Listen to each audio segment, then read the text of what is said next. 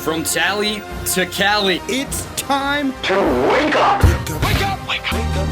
Warchant.com is your ultimate Seminole sports source. And this is Wake Up Warchant, presented by Corner Pocket Bar and Grill. One more corner pocket. Now here's Warchant.com's Aslan Hajavandi. And Corey Clark.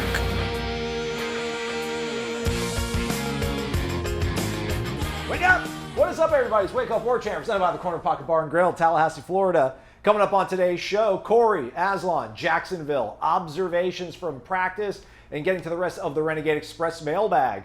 Wake Up Warchant, presented by the Corner Pocket Bar and Grill. Weekday lunch specials, 11 a.m. to 3 p.m. And on Fridays, get you a chicken strip basket, hand-breaded, served with a dipping sauce, or tossed in a sauce of your choosing. This is at the Corner Pocket Bar and Grill. It's $8.99. Comes with a side dish of your choice. Plenty of options: straight fries, curly fries, onion rings, potato salad, coleslaw, broccoli, side salad, tater tots, or freshly cooked potato chips. Corner Pocket Bar and Grill, Tallahassee, Florida. Do it.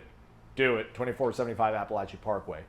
Warchant.com, your ultimate Seminole sports source. 5-star rating and review, please. Thumbs up on the YouTube channel. Corey Clark, we're together in a room. It's been a minute.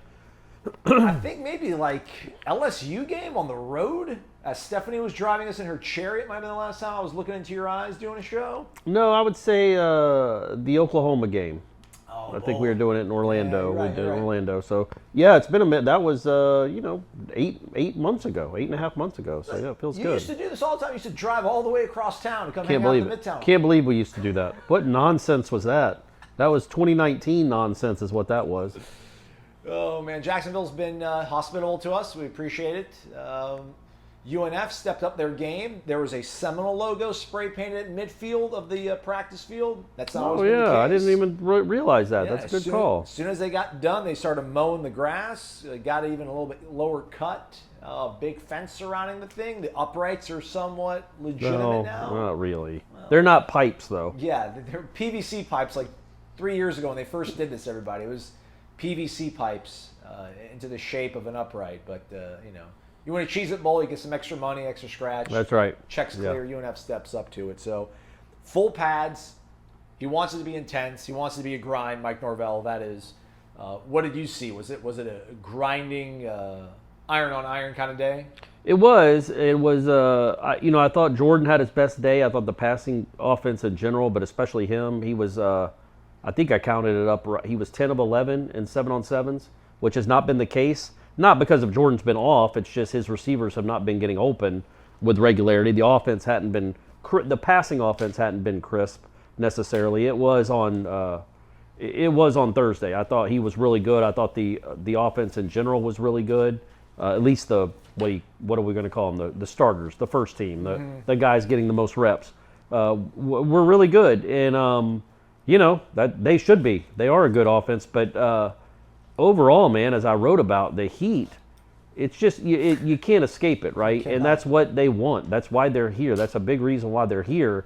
It's hot in Tallahassee. Clearly, I wouldn't say Jacksonville's any hotter than Tallahassee, but there's no IPF. They can't go inside for a few periods and cool down a little bit. It is all in the blazing sun. You can find a little bit of shade, but not a ton.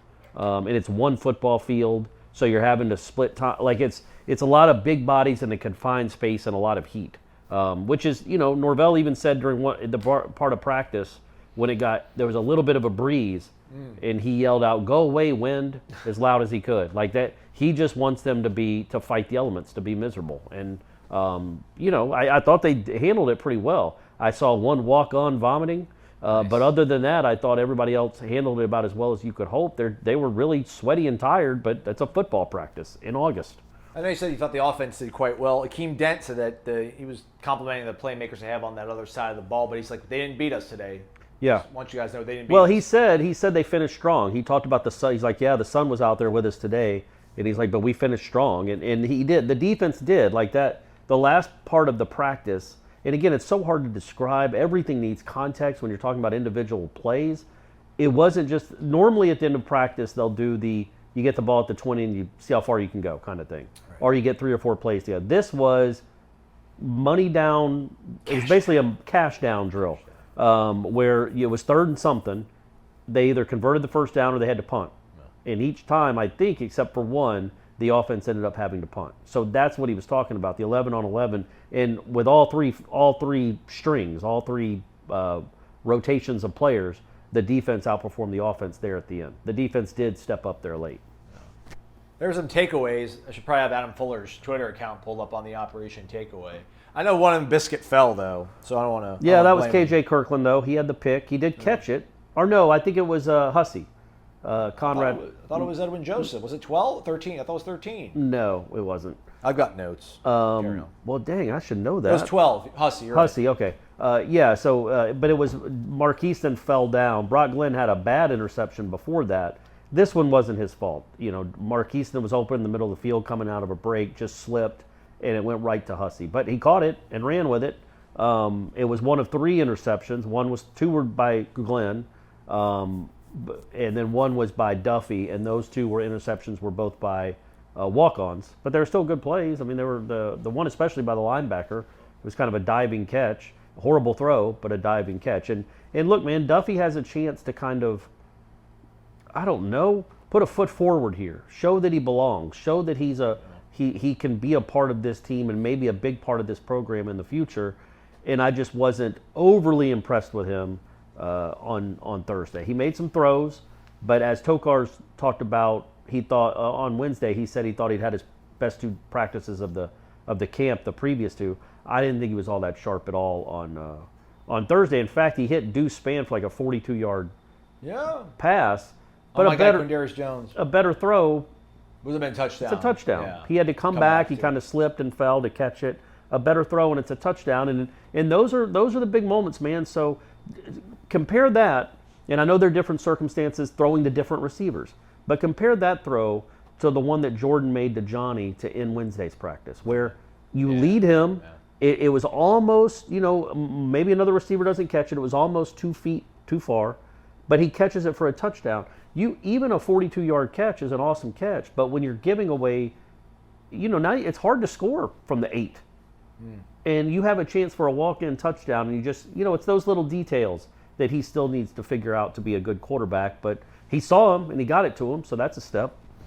So it was first day in full pads. A lot of you folks watch the videos that we post from practice. Sorry there wasn't as much content from Thursday's practice. I'll do better on Friday, promise. But, there's some people that weren't visible in the video. People are worried. We can't give into details. But if you watch the interview afterwards with Mike Norvell. Please do, everyone. Please go watch that. I think I even have I can even pull up the timestamp for you kids out there if you want to really get to the good parts. You should watch the whole thing, though, obviously. But the 2:35 mark of Norvell's interview, where at this point he'd been asked, the press conference started off with him being asked about an unnamed player exiting the practice. The journalist didn't even know the name of the player. They wanted an update on the player that they saw get hurt earlier on. I was thinking about that. The more you might have talked me into it, that they might have known the player, but maybe they know Florida State's kind of weird about injuries, so they didn't know if they could say the player by name. No, I don't think that's that. Okay. So they said the player carted off. Yeah. But without saying a name. Right. Yes. I was just wondering if that was almost a favor to Mike Norvell instead of them saying the actual name of because they didn't know who the player was. Like, would have Mike been more upset if on the records they would have connected the name? Yes, that's what I'm saying. So she might have known the name or looked up the name and just said player instead of the name. So if he wanted to update, he could have said the name. Right. But she gave him an out there. But clearly he did not want to talk about that, and then he kept getting asked. Yeah. And then there was somebody there that was trying to focus on doing like a Jared Verse story and asked about Jared Verse. So how's Jared doing? Is Jared good? Is Jared okay? Is Jared okay? Yeah. And then at that point, Mike said absolutely. And then Rick Ballou from Jacksonville radio station. Oh, did he ask? He was the one that asked, what's up with Jared Verse? And that's when Norvell. That's all on our video, right? Yeah. That's all out there for public consumption. Yeah. It's Norvell wasn't. I thought it was the other guy on the left, the older guy that was asking about Verse that set him off. Maybe it was Ballou. And then I think Ballou was the last one that asked, and then that's when Norvell. He was just basically he almost walked away, but he also everybody. It wasn't like it was us and 247 and Osceola asking questions, so that wouldn't have been fair to us. We know the rules. The other people that don't cover this program on a daily basis, need to be told the rules. And if they've been told the rules, which I don't know that they have, there certainly wasn't like a, hey guys, just a reminder, you can't, there wasn't a warning before Norvell came over. Norvell was forced to basically say, we don't talk about injuries. And then he went into a little bit of detail about how, we've had a lot of guys that have played a lot of football, and we kind of manage them differently.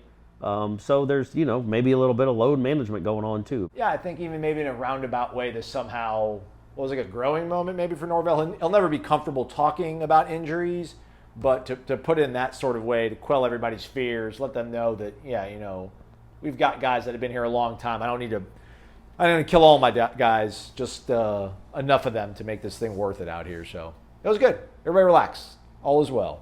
Yeah, but it's always interesting when you come to these places or a bowl or something, and it's people that don't typically cover the program. Is it because they cover the NFL? They cover NFL teams. Yeah, they cover an NFL team that's much more transparent with injury situations. You ask about them, they talk about them. They have to by rule. Obviously, college football teams don't. But I also. Like, the only thing that kind of bothers me about it is these same medias, if Florida was in North Florida practicing, they wouldn't be here at all because they wouldn't be invited to. Like, you know what I mean? Like, they're so used to covering NFL practices, which mainly are open to the media, at least in August. Yeah. College footballs aren't anywhere in the country. So understand that. Understand what the give and take that comes with being able to be out there and watch it completely. And don't overstep your bounds when you're allowed to go watch those practices. But again, I don't know that they knew the rules. Rules were communicated clearly. I don't know that they knew that. Yeah, it was go watch a video. It's fun. It's fun and entertaining. Let's get back to the Renegade Express here, Corey. We do have several questions to get to. Left it maybe unlocked a little too long, but we love you folks. Dalvinism was the first one to get in on this, but he didn't have a question ready yesterday, so now he's got it ready. He says he asked it earlier in the spring, but he'll do it again in case the answer has changed. It's 4th and 10, game's on the line. You have to trust one guy on the team to make a catch at the sticks. Who is it? Johnny. Yeah, I'm not ready to put Keon there yet. But well, I'm there. I'm ready to put Keon there. He's really good too. But Johnny's just the guy that, Johnny's the guy that even when he's covered, he's not. Right. It's a matter of if he catches it or not. But he's made so many big plays for you already. I think with the season on the line, that's the guy you probably go to, unless they have two guys on him. Yeah. But yeah, he had a couple of really nice catches on Thursday. He had a 35-yarder over Cypress. Good coverage, but nothing you can do. And then a couple of really nice hands catches that weren't easy throws to catch. And then Keon, it was a funny moment during one-on-ones. Keon just, I can't remember, it might have been greedy. Just dusted. Don't say the game. Come on, spare the DB. It might not have been. It might have been, but it's not greedy wins plenty too. But no, and in fact, it wasn't greedy. So I take that back. Anyway, and Master Mono's just sitting over there on the sideline watching. No. And he goes, and I can't do an Australian accent. But I'll do it. But he said that's disgusting. Oh. The move that Keon Coleman made, and it is. He's really, really good. And Destin Hill keeps coming along. He made a big catch in 7-on-7s for about 20, 25 yards. Hakeem had a couple of nice grabs, including one from Jordan Travis. That's somebody he doesn't work with a lot. So that was cool to see too. But yeah, the receivers played well. Morlock had what I think was probably going to be a 50-yard touchdown in 7-on-7 down the middle of the field. A little bit of a breakdown in communication, but nice adjustment to the ball, nice catch, and probably would have scored on that. A lot of weapons. But Johnny Wilson's the answer. Yeah, Johnny. I agree. The Walking Nolo 1, what's up, you two? Maybe Marco Rubio's letter will get us Daryl Jackson back? I'm fired about the season, and to top it all off, we're getting new uniforms. Boy, wouldn't you like to see a big SEC on those in a few years. Thanks for all you do. Go Noles. Yeah, Marco Rubio, Charlie Parker. Charlie Parker, isn't that the Tallahassee restaurant? Isn't that the NCAA president, Charlie? I think he's Barker. Charlie Parker, I think, was the jazz musician. No, Charlie Parks. Yeah, Charlie Park's the name of the place in Tallahassee. So maybe that's named after. I've never heard of a Charlie Park. Parker. So. Charlie Parker. I'll look it up. Anyhow, keep talking. the NCAA president was Republican. It's probably still a Republican. Governor of Massachusetts, Marco Rubio, Republican senator from Florida. Maybe there's some The old- Bird, nicknamed the Bird, Charlie Parker. Okay, Yep, there I we nailed go. it. I don't think so, and I don't think it's going to impact Daryl Jackson's progress at all. And Rubio's a Gator. I don't know what. I mean, thanks, but I don't know. I wonder what his. It's a good political move, right? Is it though? Like if you're a Florida fan and he's your guy, like But you're you'd like, want what, him you're to trying do the help out same. You'd still want him to do the same for you, and yeah, I think that's something. It makes sense. Do you think it's going to have an impact on? Not at all. No, Okay. no, it won't. Just checking out.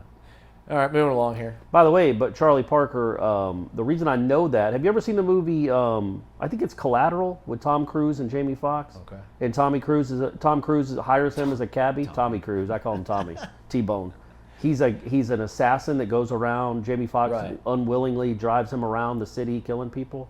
Well, one of the people he kills is, he's a big jazz musician, and the trivia question he asks him is, where did Miles Davis learn music? And Tom Cruise is a big jazz aficionado. And the guy says, I know everything there is to know about Miles Davis.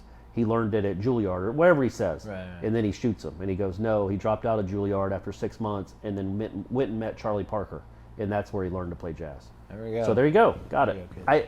Juilliard's probably not the school he said, but, Yeah, but right. yeah. We Great get it. movie, folks. We get it. And I didn't spoil much of anything there. I just spoiled one scene. C_Swizzle8. Wake up. Now that the coaches poll has been out and FSU is 8th, LSU 5th, this makes us the only top 10 matchup, or teams rather, that play a ranked opponent in week 1. He gives us all the other games that are ahead of us, a couple behind us too. What has to happen for FSU to be ranked number 1 in week 2 if they beat LSU? Now, mind you, the 6 teams or the 7 teams ahead of Florida State, only 2 of them are playing a Power 5 team in their opener, neither of which are ranked. He says he asked a similar question on the tribal council. Pretty much the response was Georgia's number 1 until they lose. He says, C Swizzle, if FSU beats LSU in week 1 by 17 or more, and a couple of those other teams have close games or losses, anything is possible. I mean, I guess we'll see. I would assume if Georgia's your best, you're not going to do it after week 1. You can't. No Even way. if- You're not jumping. Even if that. Georgia wins 30-17 or something, they're going to be number 1. But the question is, if you win every game in September, can you get there? Yes. Because then that will be 2 top 10 teams you beat. My answer to that is probably still a resounding no, because you won't get that much credit if you win at Clemson. It'll be, that's an ACC team. And LSU, first game of the year, they were still, the same thing that happened last year. So I don't think, other than those teams, not all those teams, but like I would assume Georgia and Michigan would have to lose for you to leapfrog Yes. them.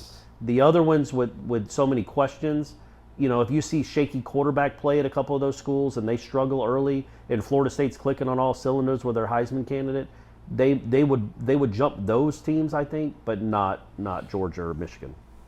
I love how the shoe's on the other foot. Where like in 2014, Florida State scratching and clawing to hold on to their ranking, and we're gonna be looking at Georgia this year. Like, hey, I mean, Florida State won their game by 21. I mean, Yeah. Georgia's barely winning their games. How come we're not ranked ahead of them? Yep. Just remember, everybody, time, flat circle. Supercam D, wake up. I was pondering the slot situation as I dined on Zaxby's signature spicy chicken sandwich and a fine bottle of wine. Doesn't specify whether it's red or white. Or if they got it from Zaxby's. That too. Can you please rank flanker slot receivers thus far in fall camp?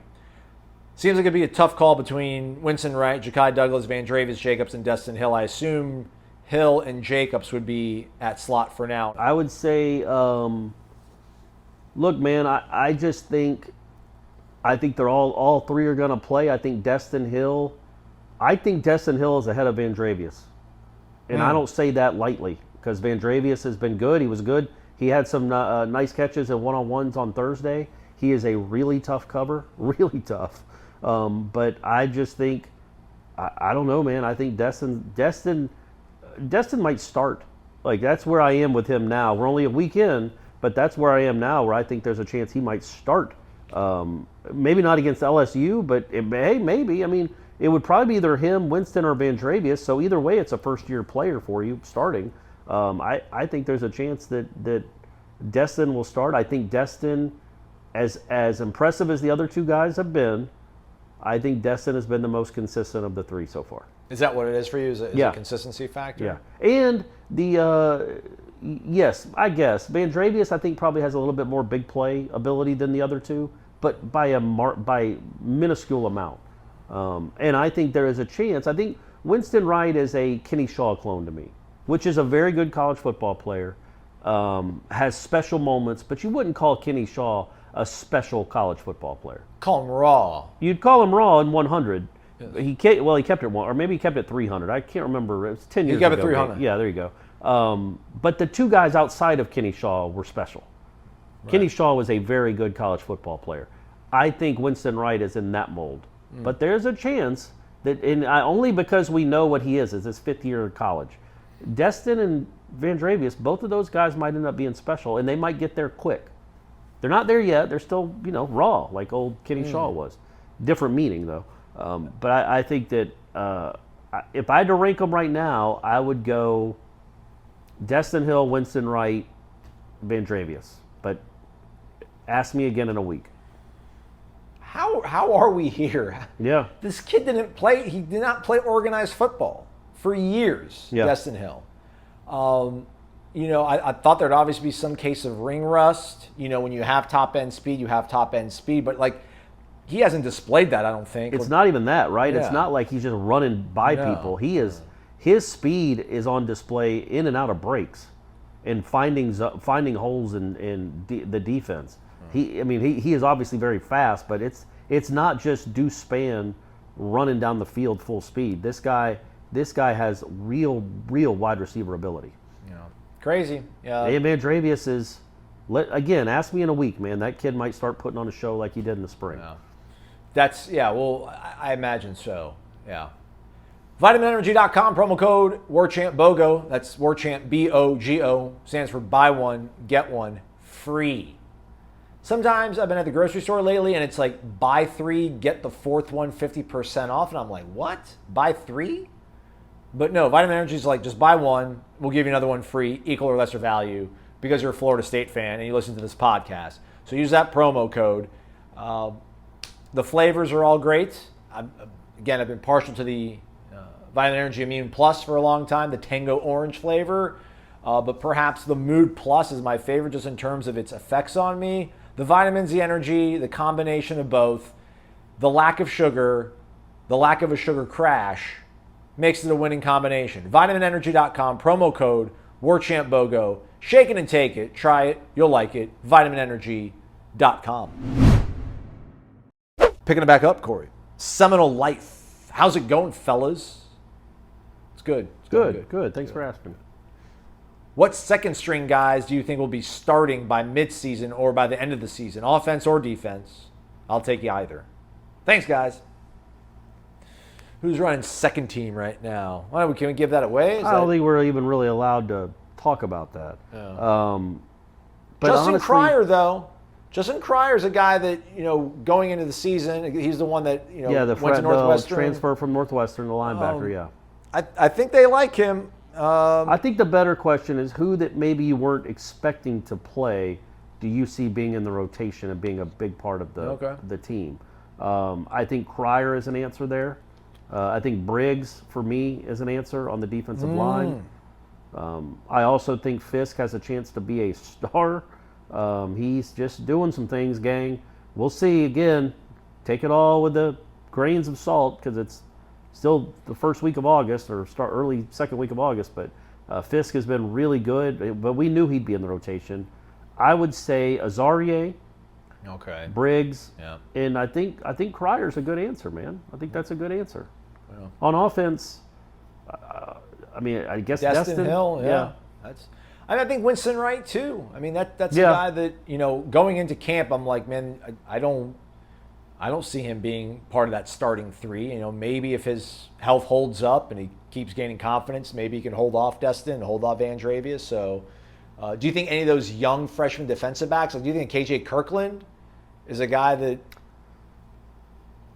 Yeah, Possibly, and I definitely think that Quindarius has a chance. I just, you don't know where they fit if injuries don't happen.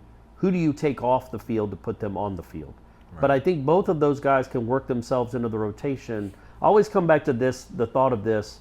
In 1991, I remember a series, and I don't remember everything from that game, but Derek Brooks was playing safety for Florida State against Miami in number 1 versus number 2 for a series in the second quarter. Maybe a whole drive. I don't remember. Not just they got a first down. I think he was the backup safety. He didn't play a lot at safety, and then they obviously moved him to linebacker, and that ended up being a pretty good move. But I think there's a chance you could do that with these guys, where you sprinkle them in the second quarter to get some run. But in important moments, I don't know that you would expect Kirkland to be out there or Quindarius to be out there. Azarie, I think you expect maybe will be out there in important moments. A lot of them. Yeah. Not to give anything away, but kind of give stuff away. They're being creative on defense, right? Yeah. They're doing some stuff formationally. We're not going to give specifics, but just stuff that we're like, all right, that's different. Yeah. So he's trying Adam Fuller. Everybody, get off his back. It's my guy, Boston. Jody Highroller. How long until Jameis Winston and Dalvin Cook get their jerseys retired? Also, do you think Jimbo Fisher ever gets a statue outside of Doak? No. It's in Alabama they would, because then isn't anybody that wins a national Gene championship? Stong's has got a statue. That gets a statue. Jimbo will not have a statue. I would quit the job. Whoa. If Jimbo Mickey, if Jimbo got a statue and Mickey Andrews didn't. Okay. That would be preposterous. But then Al Dunlap's got one. And Sarah Blakely could get one whenever she wants. Yeah, she could get Sarah. one like what's the big one out in the Dakotas? Isn't there one of like Sitting Bull that's like 150 feet big? There's one of like Genghis Khan out like in Mongolia that's gigantic too. Yeah, do that with Sarah Blakely. If you can get her to give some money. But yeah, so I would not think Jimbo's ever getting a statue. I wonder if he'll ever be invited back. I think he'd be invited back. Would he come back? Like for there's got to clearly be some not this people that year. like him around here. Is everyone gone? Are all of his allies gone? I just like a celebration in 2033 of the 13 team. I would hope he'd come to that. I would hope they would have a celebration, and I hope he'd come to that. Because those were great years, man. They were incredible years. They're really, quite honestly, the reason that you can point to Florida State and say, this is why you want Florida State. Look what they look like when they're operating on all cylinders. Miami, it was VHS tape. This happened in the digital era when Florida State was good. So Jimbo has a lot of credit for that, and everybody should be grateful for those years, even if it ended poorly. But no, he won't get a statue. I hope he does come back. That's what I wanted to say. I hope he does come back at some point just to celebrate the team he had. Or if Jameis gets his jersey retired, it would be cool if Jimbo came back for that. If Jameis will get his number retired, I would think they'll wait until both of them are done playing pro football. So, but again, he's talking about the number being retired where it's like it's out of rotation. You're talking about the jersey. No, I don't think their numbers will be retired, either one of them. They don't do that anymore. The jersey will be retired. Oh, yeah. They'll put a 5 up there and they'll put a 4 up there, but people will still be allowed to wear it. Right. Like the difference is Deion's number is retired. Nobody wears number 2. Right. Nobody wears 10? 34. Oh, he's wearing 10. What's the other? 17, and I think 55. No, people wear 55. Fisk's wearing 55. Yeah, so who is it? I should know that. Bolitnikov, Sellers, so 25, 34, 17, and 2 are the ones that nobody wears anymore. Yeah. But then they stopped doing that because when you're Florida State and you're awesome, Peter Warrick should have his number retired. Yeah. But if you did that, you'd have no single digits left. What would Lawrence Toafili wear? Exactly. Well, literally, you'd have running backs wearing 84 because all the single digits are gone. Deion, so Deion, 5 is Jameis, that's gone. 7, Destin Hill, that'll be gone soon enough. Like you can't. There'll be all these retired, so that's why they went to retiring jerseys and not numbers. Yeah. I would assume though, you wait until they're both done playing, and then you retire those. Yeah, both very, very deserving, of course. Yeah. You don't want them coming here on their off week and trying to get it scheduled to where like they're on an off week and you can get it done. It just doesn't make sense probably. So maybe they'll get to visit the White House one day too. Yeah, who knows? Dream that big dream, everybody. Turbo Noles 75. Wake up, Corey and Aslan. Stay hydrated out there at UNF. We've already talked about this. It's going to be a hot one. Do you think Marco's letter to the NCAA helps Daryl Jackson? By the way, boys, go to Island Wing Company on Southside Boulevard. The owner is a Nole. Oh, all right. Okay. All right, we'll do that. We'll report back as well. So, yeah, no, we don't think the letter's going to help. But it was a nice gesture. At least keeps that in the discussion cycle on Twitter and such. But, yeah. It's unfortunate. But he's out there practicing, though, in case you're wondering. He is. He's here. Chaotic Nole. Hey, Aslan and Corey. I'm loving the hype for the season. Improved roster, great offseason training, etc. My questions for you is, while roster and talent has improved, has the play calling on both sides of the ball improved? How do the play callers practice and improve play calling in the offseason? Finally, is Norvell and staff more focused on playing to strengths and will have a relatively consistent play calling strategy week to week, or are we going to be more exploitative? Exploitative. Exploitative. Yeah. That's how I like my movies. Damn it, man. And focus on attacking our opponent's weaknesses. Well, I mean, that implies, especially offensively, that they didn't. And they won their last 6 games and scored 38 or more in all of them. Correct. So they attacked weaknesses pretty well for most of the season. They had a couple of hiccups. They just happened to come right in a row. But no, I thought overall they were very good offensively all year. And that said, it's a good question about the practicing play calling, because plays are plays, man. Like you can't nobody's reinventing the wheel, but there is a rhythm to it. And Norvell, how does Norvell practice getting into a rhythm as a play caller? I thought he was very good for the most part last year, but yeah, there were times when I criticized him and I thought he deserved it, or I wouldn't have done it. But you don't. I don't know how you practice it. They do practice. I think Wednesday was the first time I really remember them being on the headsets, doing a real drive, and it was the one where Johnny ended up scoring the touchdown in the end zone, the 35-yard kind of fade or whatever you want to call it. It was basically a go, like it wasn't. But that was him on the headset telling the play, the signaler, the guys that signal it in, what they want, what he wants, and it worked very well. I do think they should do it more, and I bet they got a scrimmage coming, so they'll do it in the scrimmage, which I think is Sunday, maybe. Correct. And then they'll have another one the following week, and that's when you practice it.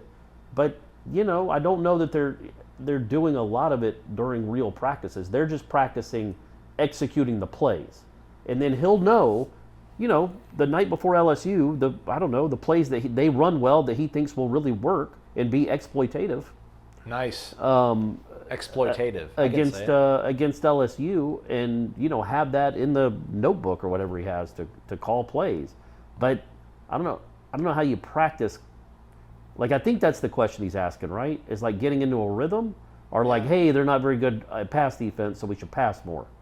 Yeah, I guess, because that's elementary. I don't think that's what the questioner was thinking of. Yeah, again, I mean, good talent always overrides a bad play call, right? Like, even a bad play call, even running the ball on 4th and 5, if you block it up, yeah, it'll work out. I mean, and not to give an excuse to it, but, the Adam Fuller, Jacksonville State call, sticks in the craw probably a lot of people, rightfully. But otherwise, I can't think of anything egregious. And, they're going to punt the ball a few times, too, this season. I don't think it's going to be because of bad play calling, just way the game rolls out. I mean, he's confident in what he has talent-wise, and he knows what they can do, I think. There's not defined roles, but he knows what he's got with Johnny. He's got a good idea of what he's going to be able to have out of Keon. He knows that Jordan's going to make the right decision most of the time. So I think that'll coincide with probably him being perceived as a better play caller this year as well, too. So yeah. Fuller, I think his worst game was the Clemson game. I don't think you could look at any other game and say, they weren't good against Florida. But I don't know that was necessarily play calling, as if that quarterback's really tough to stop running the ball, and he had a good game. I guess in Oklahoma, ran it conventionally. In Oklahoma, what can you do? Like, you can't stop the run. If you can't stop the run, it doesn't matter what play calls you're going to have. You're going to be in trouble. And they couldn't stop the run for a good portion of the year. because they didn't have a very good interior. And now they do, so that should make them look better. Let's go to another one here. Nolebacks 55. It's our guy, used to be called Sabaxley out there in Dothan. Corey Aslan, wake up. I am excited about this year and think that the talent we have on this roster is as good as 2015. Maybe even better. But I worry about how we play when there are expectations. Florida in 21, the Wake and North Carolina State games last year, even the bowl game against 6-6 Oklahoma. Yeah. I didn't really think of it. Good point. So what are your guys' thoughts on how we will play well this year, or how well we will play this year when there are really high hopes? Love the show and love you guys. You got a long 4 months ahead of you. It'll be worth it when we win in Charlotte in early December. Go Noles. Amen. Amen. That's a good question. It's a fair point. They, I thought they handled the one time I thought they handled expectations well, like dominated a team when they still felt good about themselves was BC. College, but it's like, I don't know, man. BC was awful, Yeah. and they were certainly awful that game. They didn't have. I don't think even Reverse played in that game, and obviously Fabian didn't play, and they still Jerkovich looked like he was being. It was the '85 Bears coming after him. So, yeah, the Wake and NC State. The Wake game was especially disappointing to me. I just think they just did not play well, really on either side, but especially offensively. That's an awful rut to get into against not a good defense. And then the Clemson game, I don't think they handled that well. After I think that was a week off, and they played Clemson. So, but after that, the Miami game they were kind of expected to win. They handled that well, but I think the point being, it's not like whether you're favored or not. It's once you're 4-3, there's no real pressure anymore. Yeah.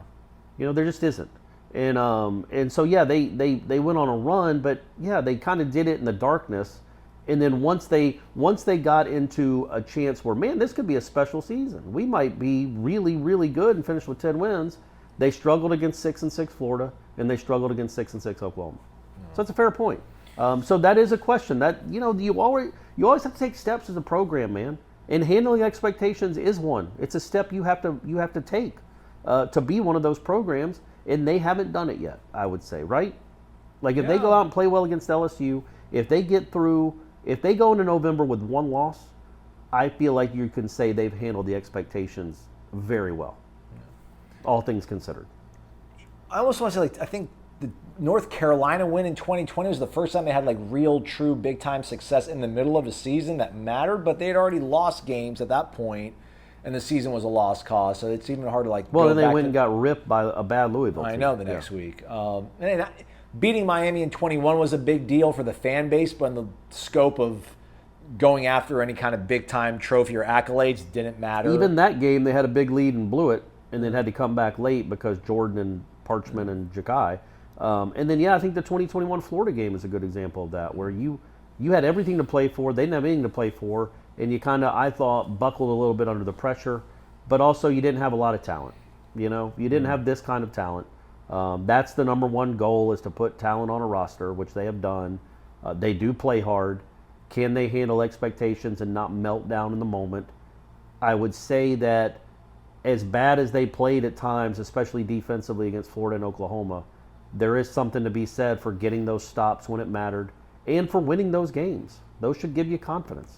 We've watched a lot of Florida State football in recent years where you can feel a game getting away from them and they're going to lose this game, and they would. It didn't happen with either one of those games. Well, and Jordan Travis is really good, so that helps a lot too. I was going to say, if they have that one loss, but it would be earlier in the season, I guess. I mean, North Dakota is really putting it on Iowa, Aslan. I mean, this is out of control. Part of me thought to not have the TV on, because I figured at some point your eyes would wander. No, not to 12-year-olds playing baseball. Corey's a big deal when it comes to the purple bracket. Yeah. Little League World Series, shout out. Williamsport, stand up. Please don't. Please get it off my TV forever. They lose a game this season, let's say. Do you think we'll be able to identify that it was not so much the expectations, but pressure, bad play calling? Will we be able to identify it was those things, or will it be, you and I have an easier time maybe looking at things a little bit more objectively? We'll be able to say, listen, man, the other team just kind of outplayed them. It wasn't a choke job. It wasn't a bad play call. Unfortunately, credit the other team for making a big time play.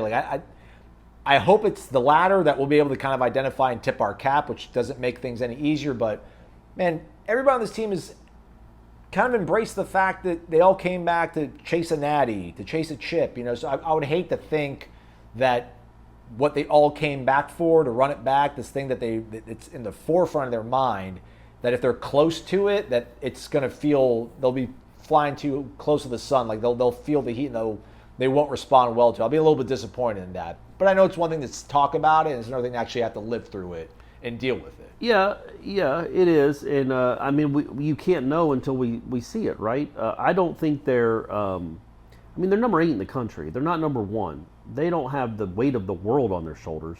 So they if they end up, let's say, Pitt busts off a 40-yard run to win the game or something, and it's on a mesh handoff and Verse crashes down and the quarterback keeps it and runs, are we going to sit here and be like, oh, Jared Verse just couldn't handle the pressure of being one win away from clinching a title, and I think things like that. I think what happens there too, honestly, is that happen.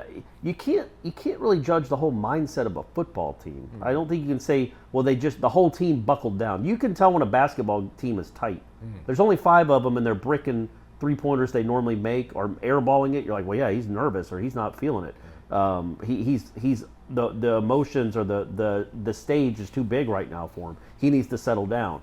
I don't know that you do that with 22 players or right. 40 players you're probably going to be playing. Collectively, they all can't be too nervous to play. They all can't be like, oh God, we're number 8. They're not doing that. And the thing that you like about it, as we watch every day of practice, is they're not sitting there beating their chest, man. They do work hard. And can you tell a difference at all between the level of practice from last year and 2021 and this year? No, it not looks the effort, exact but there's same to me. Yeah, but there's what we can tell different is that there's more athletic.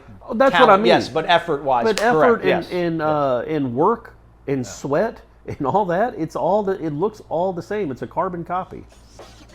MyBookie.ag, use the promo code WARCHANT for an instant cash deposit bonus. You can bet anything, anytime, anywhere at MyBookie.ag. And again, use that promo code WARCHANT for your best experience over at MyBookie. Corey, how about this? We do not know yet. What are we on? We're on Super Bowl 58? My God, I'm old. We all are, my man. Man, Super Bowl 25 was in Tampa.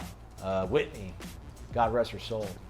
Who will headline the halftime show? You know who's the favorite? The Killers at -110. Is it in Vegas?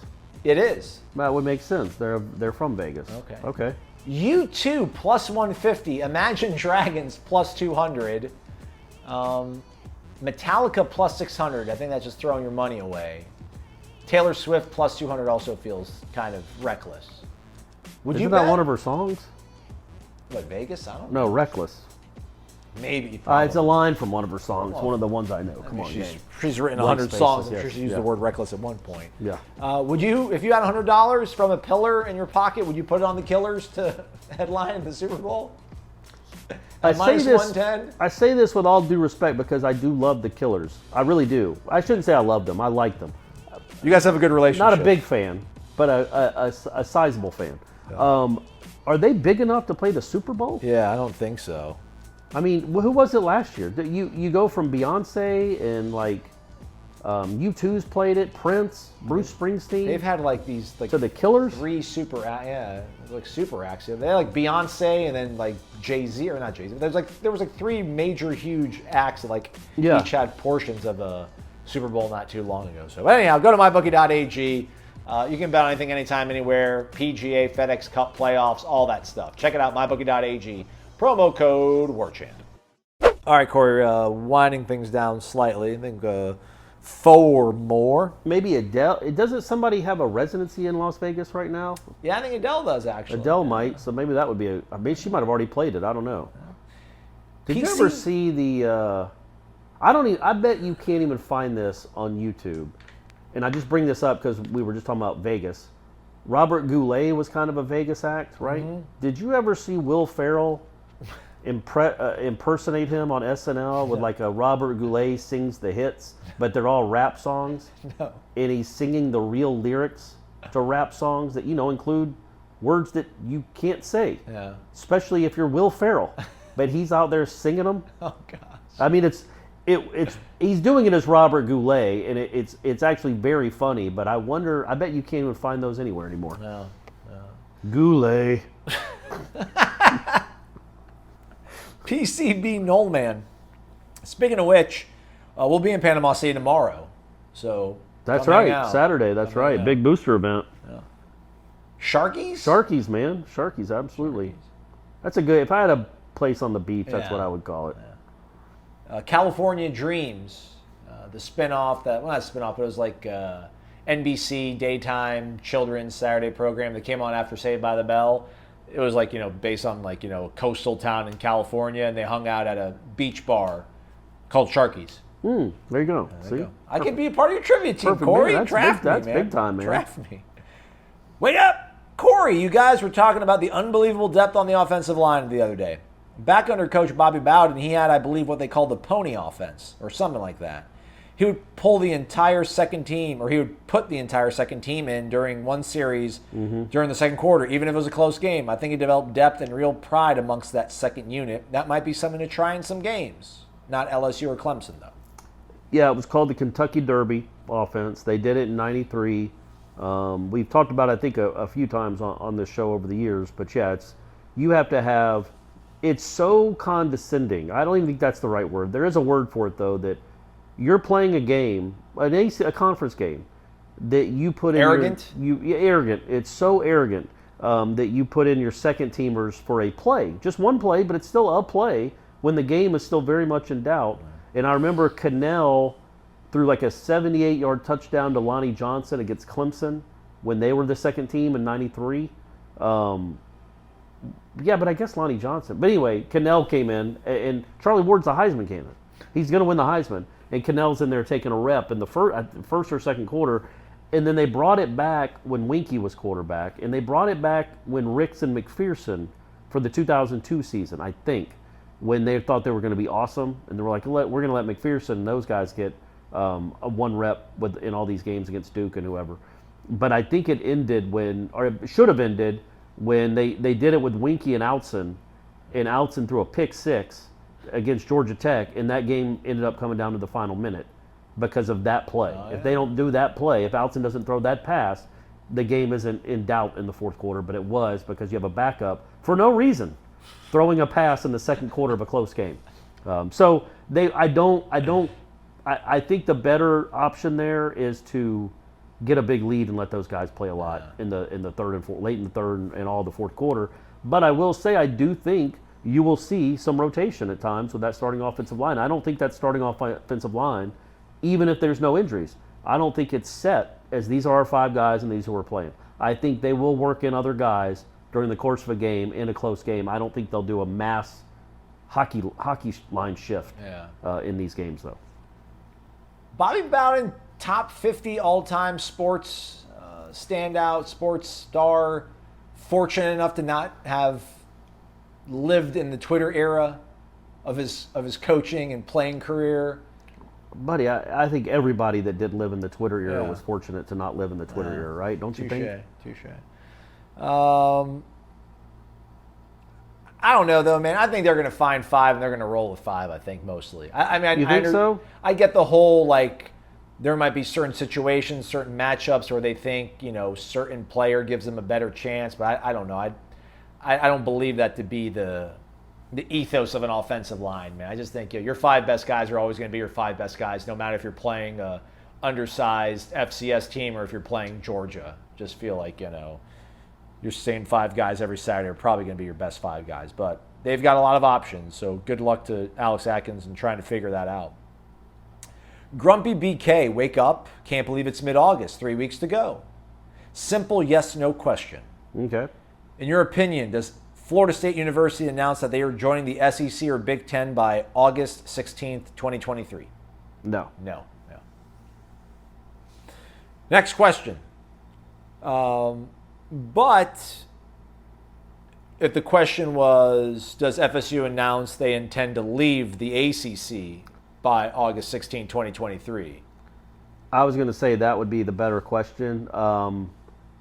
Man, this is just a guess. It's no inside info. what is today? I'm going to say yes, they do. Okay. I think all this nonsense with Cal and Stanford and Notre Dame getting involved. By the way, how rich is that? What? Yeah, exactly. What Yeah. are they? Notre Dame's trying to talk. Notre Dame wants Stanford and Cal to join the conference. It's like, They're well, not in! It's what I'm saying. Is like, buddy, you could if Notre Dame, the ACC could go to Notre Dame and like, we will give you Navy, Air Force, Maine, UTEP, Chaminade out in Maui. Hey, prayers up to everybody in Maui. I've been there before. That's an awful situation going on there. Any school you want to join the ACC, you can bring with you if you join as a full-time member. If you stay in this capacity where you're not a full-time member, effing zip it. Don't want to hear from you, dog. Don't at all. Don't. I don't care that you want Cal and Stanford. Join the league and you can have them. If you don't, you can say you want them in a conference. That's great. And I get it. It's not fair. Join the conference and then they'll come with you. But if you're not willing to do that, we ain't taking them. And apparently SMU is willing to join and not take like any revenue for several years. This is all so bizarre to me. Well, they're trying to find landing spots, man. It's like Washington, Oregon taking a pay cut, or comparatively to the rest of the Big Ten to get in there. They're taking a reduced, payout. It's just the way of the world right now. But yeah, man, how rich is that Notre Dame's trying to work behind the scenes to get a team in the conference when they're not in the conference? But that's the one thing that could change. I don't think it will. I don't think Notre Dame would do it. But if Notre Dame came out and said, hey, to get Stanford and Cal, and is there anybody else they play non-conference that's not a military school that they would probably not? Michigan Navy. sometimes, but Michigan's But in the Big Ten. Navy. Yeah. Maybe they say Cal, Stanford, and Navy, come with us, and we're going to be the 4 additions to the ACC. If Notre Dame could somehow do that or want to do that, well, that changes things now. You don't want Navy, I get it. No, I love the Navy. No, I mean, I'm with you. I don't want Navy either. You don't want to play that nonsense every year. But that's, man. I want to be out of this conference, man. I don't want to go to Raleigh anymore. Don't want to go to Raleigh. Don't want to go to, No, I got you. But, if that makes ESPN tear up the contract, because they'd have to if they get Notre Dame. Notre Dame would not join unless they got assurances the grant of rights is ripped up and they're starting over, because Notre Dame's not going to take $32 million a year for their TV revenue when they make more than that by themselves, just as a one entity. So, I would. That would be very interesting to see if they could. But they're not going to do that because they can act like they care about Cal and Stanford. They don't. Seminole 72 offers. Can I say one more thing about that Absolutely, real quick? more than one. I was talking about that with someone at the practice on Thursday. It still angers me to no end, that the ACC allowed Notre Dame to play a full schedule during COVID and to play in the ACC championship game. Notre Dame should have had to skip that year of football or play 2 games. Well, maybe it finally comes around. Maybe they remember that now. Sure. Yeah, that seems like it's happening. Seems like they see the ACC's in trouble. It's teetering, and they're coming to save the day on their white horse. Yeah, nope. Seminole 72 offers this. Junction Boys equals Jacksonville Noles. Okay. Well, not quite the Junction Boys. They do get water breaks, and they're not in the desert. And there's air conditioning, I think, in the dorms. Yeah. But it is hot. It is hot. And there's shade. It is hot, though, gang. It's very, very hot. Yeah, I wanted to ask Norvell that. Maybe I'll ask him today, but just feels like he made this part of preseason to be kind of a little bit dreaded, right? This is going to be a pain in the rear, and I don't, But he talked about how much they grow, the camaraderie that builds are out here, and it's is it almost bittersweet that, they might be looking forward to it now, Mike? You made this to be kind of a miserable experience to a certain degree. You wanted this to be dreaded, but now they're kind of oh, it's all right. I'm going to go be able to hang with the guys, and we're going to hang in the quad together, and I don't think anybody looks forward to it though. Yeah. Not because they don't like Jacksonville, but they're in dorms, not apartments. The practices are, they don't get the luxury that they do, the life of luxury that they get at the Florida State locker rooms. All right, last one. Let's do it. Mark Cassidy. Hey, Aslan and Corey, love the show. Quick question for Aslan. What am I supposed to do when these racks blue? Ooh. Nice. That's so Corey doesn't watch the content I put up for you guys. I work hard for. I sweat. but when we post the YouTube videos of them practicing, I've got to cut out some of the music because if we play the music for too long, YouTube thinks that we're trying to steal, songs Right. and pass them off as our own or whatever. So I make a little introductory video for about 10 seconds that says, hey, the reason that I'm about to start muting some of the video in here is because of the copyright infringement. And underneath that clip of it saying that, the disclaimer, I have clips of some of the hits that would be played on during the Willie Taggart era, because that's when I made the disclaimers during Willie's time, and I just never decided to change it. People have clamored for me to change it. I'm not going to change it. Right, you shouldn't. One of the songs, though, is talking about what am I supposed to do when these racks blue? Ooh, ooh. Racks, I think, is like a stack of money. Maybe $1,000 is considered a rack. It turning blue, I don't know what that signifies. Nor do I care to learn what it signifies. Clearly, and let's not. I'm not going to even look it up.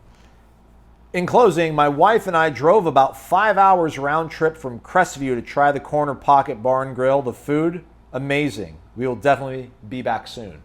That's awesome. I hope there was. Look, Corner Pocket's that's the second one this week that we've had people drive multiple hours to go to Corner Pocket. Bill, I hope you're listening and appreciate what's going on. Price of business might be going up if we keep Sammy keep getting Smith people shout like out the Corner Yeah, Pocket man. Bar and Grill in your interview with When are him, we too. running that Monday, you think? That'll be a Monday show? Yeah. So, yeah, I had a cool interview with Sammy Smith, FSU legend. So be sure to listen to that on Monday. It's early next week at some point. So our guy got passed up by Dexter Carter and still went first round? What a time. Yeah, he didn't really get passed up necessarily. He would start, but Dexter, it was literally like 50-50 towards the end. Dexter was such a unique guy out in the flat, and Sammy was hurt, and Dexter had some big moments for that team. But either way, I love Corner Pocket. I love it. Nobody loves it more than me. Maybe Stephanie. That's it. We're the two. But I don't know that I would drive 2.5 hours for it, so that's awesome to hear. It's awesome to hear that it was worth it. My point being, I hope next time when they're in town, it's for longer and they get to go do other stuff. Okay. Yeah, maybe it'll be like a live show at the Corner Come to a Pocket. live show. Yeah, you get to see, Jeff Cameron. You get to see him in the flesh. And myself, and maybe another Warchant personality. You never know. But yeah, I think we're still doing that this year. I think we're going to have an appreciation party for Warchant at the Corner Pocket at some point this month. So yeah, that's cool. That's awesome. And now they got the prime rib sandwich. Even more reasons. You could drive 5 hours for that thing. Just want that au jus. Oh yeah, son. All right, speaking of Jeff Cameron, 1 to 3 o'clock, Tom Lang, Jeff Cameron Show, 93.3 FM, terrestrial radio, but you can listen to it on the World Wide Web over on our YouTube channel, which is Warchant TV. Subscribe to that, please, everybody. There's like 37,000 maybe now. Are we at 37,000? Are we creeping at 37,000 subscribers on YouTube? Well, it's more than that now, I think. Is it? Yeah. Closing on 38 maybe? Yeah, that's right. Do that. Hit the thumbs up. Corey and I will be back out at practice again. Florida State wrapping up their 2-day minicamp. They'll be off Saturday, then they'll scrimmage on Sunday, first scrimmage of the year. We will not be able to watch that. It's fine, not complaining, just telling you folks. But we will be able to speak, I think, to the coordinators too. We definitely get mic'd. Do we get the coordinators after Usually this? after scrimmages, yeah. Yeah, so we'll get to talk to them, see what they can reveal about how they performed. But before that scrimmage, again, we'll be out at practice. We'll do a wrap-up probably too. We'll do a little video wrap-up. We might even call it the Warchant wrap, but it's not really the Warchant wrap. I mean, if it's not Ira and Corey in a stadium that's empty after a big win, is it really a Warchant wrap? But anyhow, thanks for listening, everybody. He's Corey. I'm Aslan. It's been Wake Up Warchant, presented by the Corner Pocket Bar and Grill.